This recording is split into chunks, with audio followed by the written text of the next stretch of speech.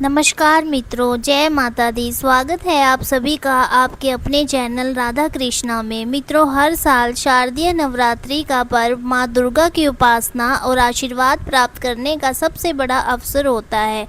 नवरात्रि के 9 दिनों में भक्तजन माता रानी को प्रसन्न करने के लिए व्रत रखते हैं, कलश स्थापना करते हैं, अखंड ज्योत प्रज्वलित करते हैं और भक्ति भाव से माँ की आराधना करते हैं। इन्हीं दिनों में अष्टमी और नवमी का विशेष महत्व होता है। इन तिथियों पर कन्या पूजन और हवन के बाद नवरात्रि व्रत का पारण किया जाता है। तो आइए जानते हैं कि साल 2025 में दुर्गा अष्टमी और महानवमी कब है, कन्या पूजन का शुभ मुहूर्त क्या रहेगा और व्रत पारण कब करना है।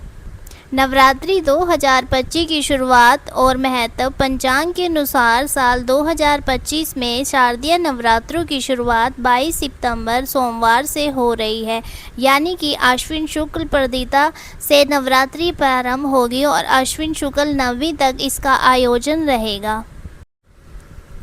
दुर्गा अष्टमी 2025 कन्या पूजन और हवन। साल 2025 में दुर्गा अष्टमी 30 सितंबर मंगलवार को मनाई जाएगी। इस दिन मां महागौरी की पूजा का विधान है।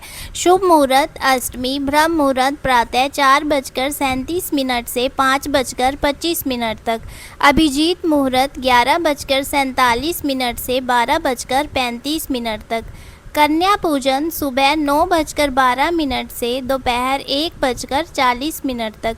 संध्या पूजा शाम 5:42 से 6:30 तक। इस दिन कन्या पूजन का अत्यंत महत्व है। माता रानी की 9 स्वरूपों का आह्वान करने के बाद छोटी छोटी कन्याओं को भोजन कराकर उनका आशीर्वाद लिया जाता है। दुर्गा नवमी 2025 महानवमी का विशेष महत्व। महानवमी 1 अक्टूबर बुधवार को होगी। नवमी तिथि प्रारंभ होगी 30 सितंबर शाम 6:06 से और समाप्त होगी 1 अक्टूबर रात 7:01 तक। शुभ मुहूर्त नवमी ब्रह्म मुहूर्त प्रातः 4:37 से 5:26 तक। विजय मुहूर्त दोपहर 2:28 से 3:16 तक।